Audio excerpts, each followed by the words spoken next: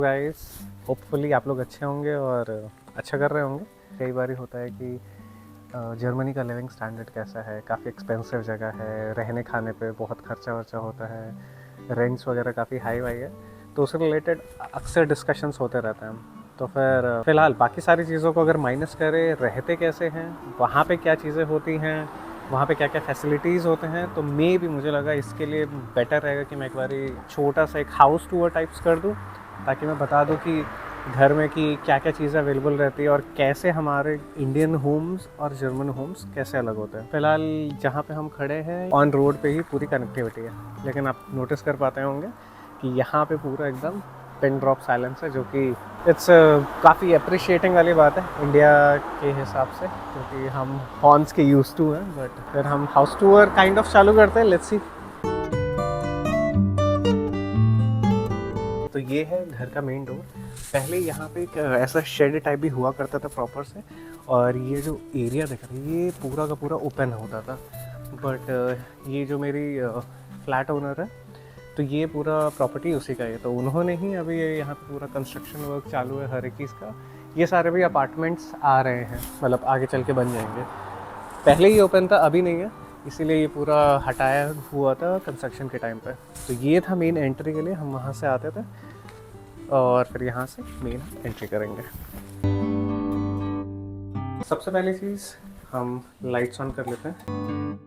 ये नीचे जो है ऐसा स्पेयर लोकेशन है, तो यहाँ पे ओनर अपना कुछ रखा रहता है। ये एक तरह से लॉन्ड्री कम हीटिंग रूम सब कुछ है। यहाँ पे हम अभी आएंगे, पहले हम ऊपर चलते हैं। तो यहाँ से हम ऊपर आते हैं, पूरा हर एक चीज़ प्रॉपर वुडन का है। अपने हॉलीवुड मूवीज़ में नहीं होता था कि सब कुछ वुडन है, एग्जैक्टली सेम स्टाइल है। तो और ये अगर हम घर के एज के हिसाब से बात करें, ये थोड़ा पुराना घर है, मतलब इसका काफ़ी मतलब ऐसा मॉडर्न फिनिशिंग नहीं है, बट हाँ काफ़ी अच्छे से मेंटेन किया हुआ है। एक चीज़ बहुत इंपॉर्टेंट जो यहाँ पे बहुत अच्छी लगती है, यहाँ के ऑटोमेटिक स्विचेस। सीढ़ियों पे इट्स नॉट लाइक कि भाई हमने ऑन कर दिया फिर जाके हमें ऑफ़ करना है। पूरे हाउस में मतलब ऐसे इस तरह के ओपन एरियाज़ में जो है स्विचेस है, ऑन करेंगे तो फिर ये लगभग 5 मिनट या 10 मिनट तक ऑन रहेगा, फिर ऑटोमेटिकली स्विच ऑफ। यहाँ से हम जैसे ऊपर आते हैं, सबसे पहले हमारा किचन पड़ता है। तो सीढ़ी से हम आए ऊपर और ये है हमारा किचन। सेम चीज़, किचन की लाइट्स मैंने ऑन किए। अभी दिन है तो इसलिए थोड़ा सा बाहर का लाइट्स दिख रहा होगा, बट ये हमारा मेन पूरा किचन है। किचन में सबसे पहले जो बेसिक एमिनिटीज़ है मैं मिलाना चाहूँगा पीटर से। ये एक्चुअली हमारा रूम्बा रोबोट है।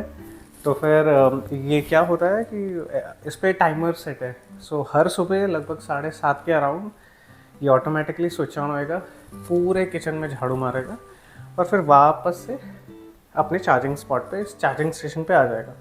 सो इट्स नॉट लाइक कि हमें इसको मॉनिटर करना पड़ता है। एक बार सेटिंग कर दिया इसके ऐप के थ्रू, ये बाकी फुल्ली ऑटोमेटेड कंट्रोल्ड है। तो ये चीज़ बेस्ट है, मतलब रूम्बा मुझे काफ़ी सही लगता है। और बाय चांस अगर आपको क्लीनिंग करना है तो यहाँ पे एक बटन है, प्रेस कर सकते हैं, बट अदरवाइज़ ऑटोमेटेड है।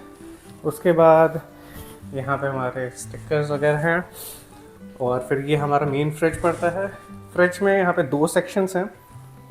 एक होता है जिसमें नॉर्मल हम रखते हैं कूलिंग के लिए, और एक सेक्शन है पूरा फ्रीजिंग के लिए। अब हाइट देख सकते हैं ऑलमोस्ट बड़ा डोर पड़ता है, ये छोटा डोर, और यहाँ पे आप देखेंगे तो टेम्परेचर है दोनों डोर्स की।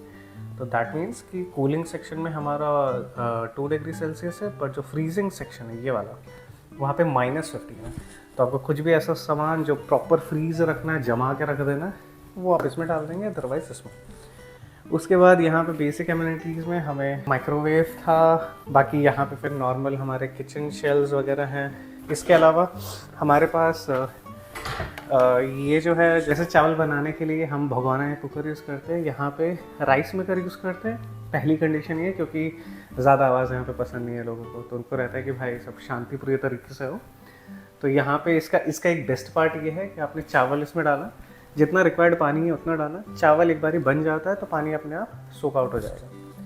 ये चीज़ इसका काफ़ी अच्छा है। और टाइमर आपने सेट कर दिया ऑटोमेटिकली, आपने राइस पे सेट किया, ऑटोमेटिकली चावल बन के हटेगा, आपको दोबारा आके चेक करने की ज़रूरत नहीं। हम जब इस सेक्शन में आते हैं तो फिर ओके, ये हमारा एग्जॉस्ट है, ये है हमारा चूल्हा। हाँ, तो हमारे इंडियन स्टाइल में हमें है कि भाई फ्लेम्स चाहिए, यहाँ पे फ्लेम्स का नहीं होता, ये पूरा हीटिंग सिस्टम है। और नीचे है हमारा अवन। अगर हम एग्जॉस्ट की बात करें तो एग्जॉस्ट में क्या होता है कि हमारे पास रहता है कि जो हमारे घरों में एग्जॉस्ट रहता है तो मेन एग्जॉस्ट रहेगा, उसका फिर एक आउटलेट होगा जो घर के बाहर धुआं फेंकेगा, फैन वगैरह रहेगा।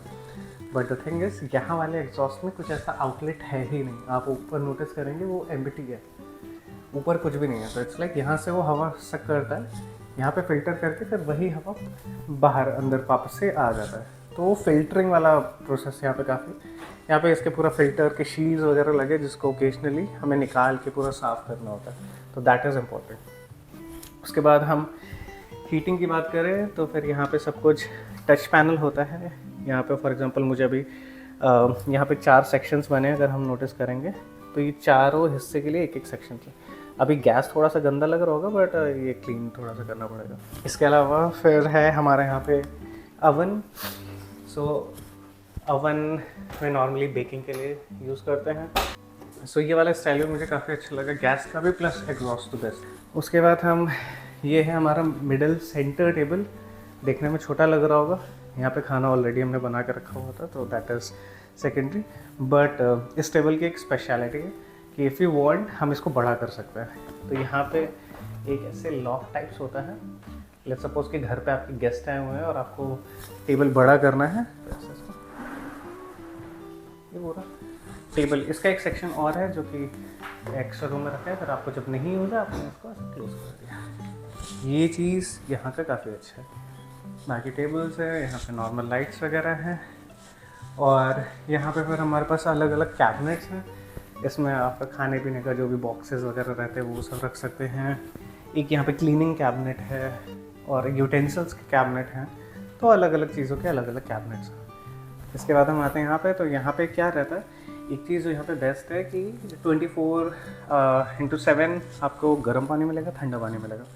मुझे गर्म चाहिए तो हाथ धुलने के लिए एकदम उबलता हुआ पानी आएगा, आप इधर कर देंगे गर्म पानी आएगा। और ये हर जगह जितने भी पानी के आउटलेट्स हैं, वॉशरूम में हो गया, यहाँ पे हो गया, कहीं पर भी ऐसा ही। और ये चीज़ बहुत बेस्ट है। तो फिर इसके अलावा यहाँ पे एक हमारे पास वाटर हीटर टाइप से, इवन तो हमारे पास गर्म पानी आता है बट आपको चाहिए कि नहीं भाई उबलता हुआ पानी चाहिए, गैस वैस नहीं यूज़ करना, आप सिंपली इसमें पानी डालिए, 2 मिनट में इसको सेट करेंगे और ये फटाफट उबाल देगा। ये नॉर्मल टोस्टर है, ये चीज़ है। एक और चीज़, जैसे हमें बर्तन धुलने का बहुत पंगा रहता है ना कि अभी यहाँ पे है, तो बर्तन धुलने के लिए जो हमारे पास बेस्ट चीज़ है वो ये है डिश वॉशर। तो इट्स लाइक आई गेस इसमें ऑलरेडी कुछ प्लेट्स होंगे, गंदे होंगे, बट यहाँ पे आपने क्या करना है, आपने अपने कोई भी प्लेट, कोई भी ग्लास, कोई भी चम्मच, कोई भी बर्तन, आपको बस मेक श्योर करना है कि आपने उल्टा करके उसको रखा हुआ है, आपने इसको इसमें डाला। यहाँ पे एक है, यहाँ पे टैबलेट्स आते हैं, इसके तरह के टैबलेट्स आते हैं। जैसे ये चॉकलेट जैसा लग रहा है बट ये चॉकलेट नहीं है, वॉशिंग मतलब डिश वॉशर का टैबलेट है। तो इसको हम इसको फाड़ के यहाँ पे ऐसे प्लेस कर देंगे और फिर इसको लॉक कर देंगे। तो और दैट इज़, फिर इसके बाद ये ऑल सेट टू गो है। अभी हमें इसको ऑन करना रहता है तो we just have to press it है। और फिर आपको यहाँ पे इको है, 65 डिग्री है, 55 डिग्री है, या फिर सिर्फ स्प्रिंकलिंग करना है, बहुत सारे इस पे है। तो हमने उसके अकॉर्डिंगली सेट कर दिया जो चीज़ चाहिए, and then we have to press it hard. थोड़ा टाइट से इसको क्लोज करेंगे और डिश वॉशर चालू हो जाएगा। और डिश वॉशर से काम हमारा काफ़ी आसान रहता है। पहले क्या था ना, मुझे लगता था कि डिश वॉशर में बर्तन धोना लाइक कैसे, क्योंकि हमारा इंडियन कुकिंग ऐसा रहता है कि जल जाता है, पैन जल जा रहा है, वो कैसे साफ़ होगा और पता नहीं कर पाएगा कि नहीं। बट टू बी ऑनेस्ट ये बिल्कुल साफ़ रहता है। मैं इसको ऑलमोस्ट अभी 2 साल हो गया यूज़ करते हुए, एकदम परफेक्टली कंडीशन है। यहाँ पे हमारे पास एक पुराने टाइम का टीवी है, यूज़ नहीं करते हैं, नो इश्यूज़। ओके, यहाँ पे आपको एक दिख रहा होगा, यहाँ पे आपको दिख रहा होगा ये पीछे एक विंडो जैसा कुछ है।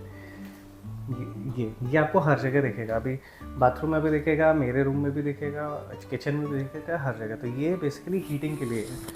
तो यहाँ पे किचन को हीट रखने के लिए इसका यूज़ होता है। ये पूरा ऑयल से रेगुलेटेड है और यहाँ पे हम इसके टेम्परेचर सेट कर सकते हैं कि कितना करना है।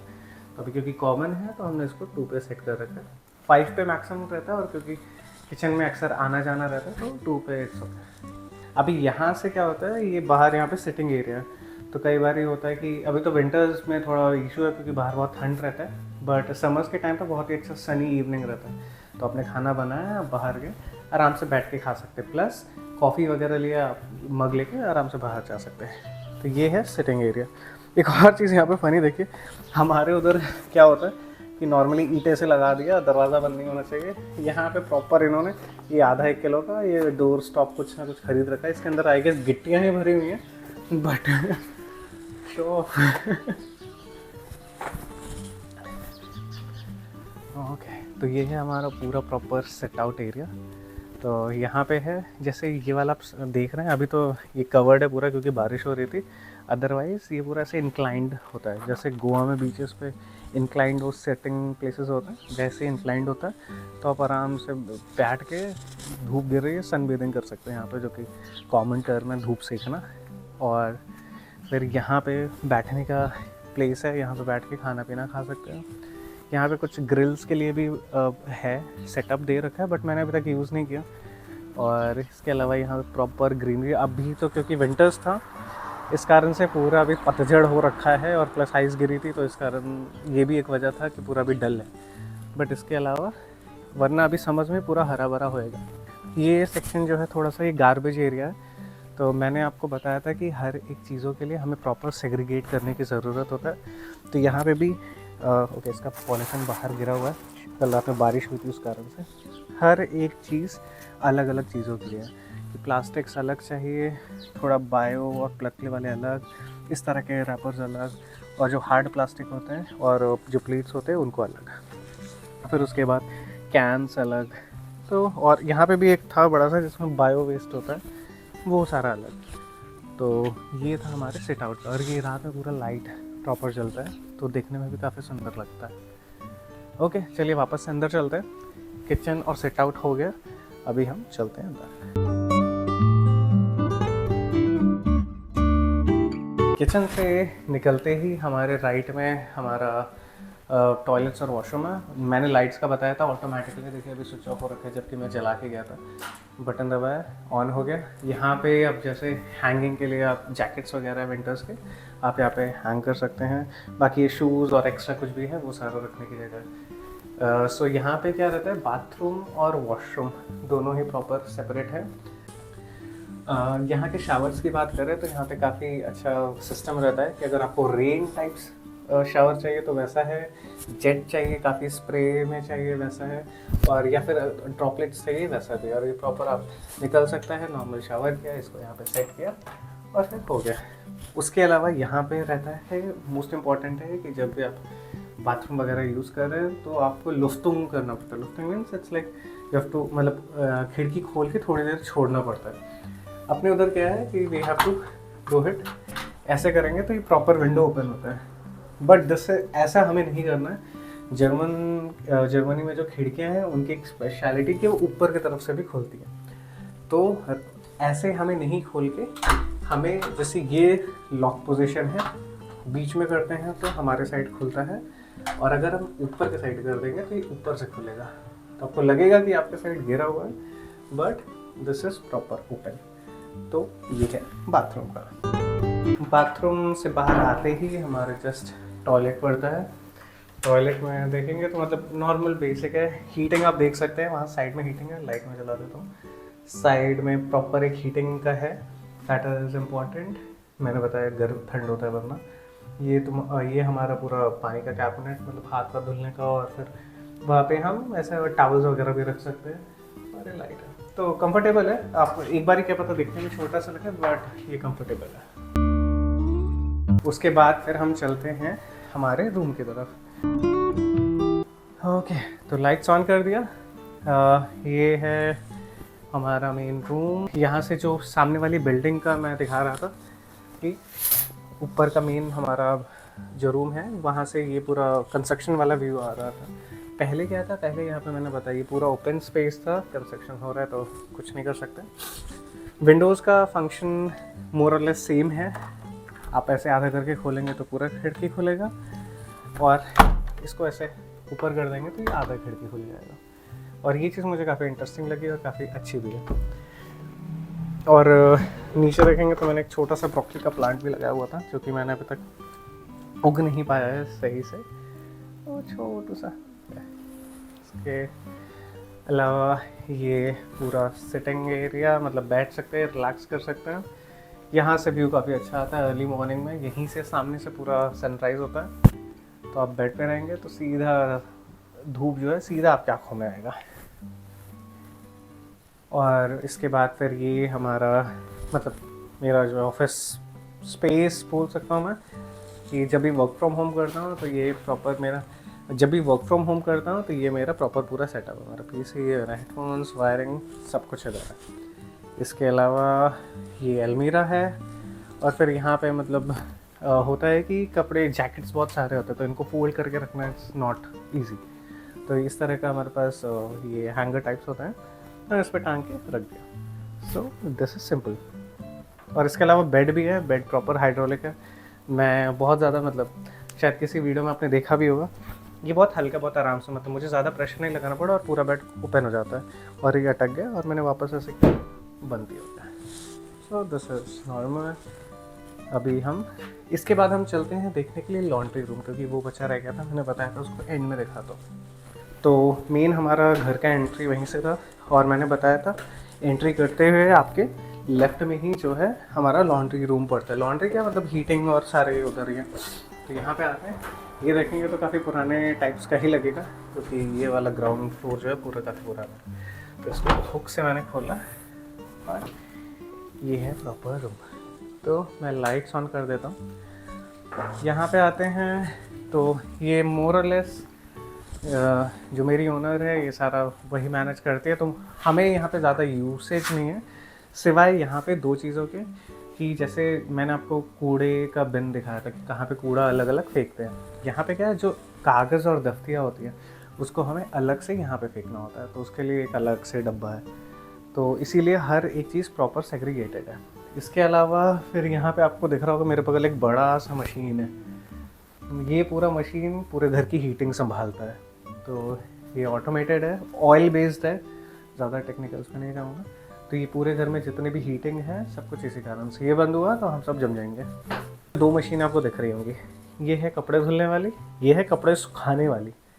तो अभी एक में कपड़े मैंने सुखाने के लिए डाले थे, ऑलमोस्ट सूख चुके हैं। ये धुलने के लिए डाले थे, ये धुल चुके हैं। अभी होता क्या है कि जर्मनी में पता ही है कि स्नोफॉल होता है, तो सबके घर हमने नोटिस किए होंगे ना, ऐसे हार्ट शेप्स होते हैं। तो इस कारण से क्या प्रॉब्लम होता है कि छत नहीं होती किसी के पास। जिसके पास अपना गार्डन है दैट इज़ ओके, अदरवाइज़ किसी के पास खुद का छत नहीं है कपड़े सुखाने के लिए। तो फिर जैसे कि मैंने बताया, यहाँ पे कपड़े सुखाने के लिए थोड़ा तो प्रॉब्लम है। अगर आप मेरे बैक साइड देखेंगे तो सारे घरों के ऊपर ऐसा हर्ट शेप्ड है। तो वो यहाँ पे इम्पोर्टेंट इसलिए भी है क्योंकि स्नोफॉल होता है। इस टूर के बाद प्रोबेबली, मतलब मैं होप करूँगा कि आपको हमारा ये वीडियो अच्छा लगे, और मैं चाहूँगा कि आप इसको लाइक करें, शेयर करें, और प्लीज़ हम को सब्सक्राइब करें, बहुत इंपॉर्टेंट रहता है। Bye bye.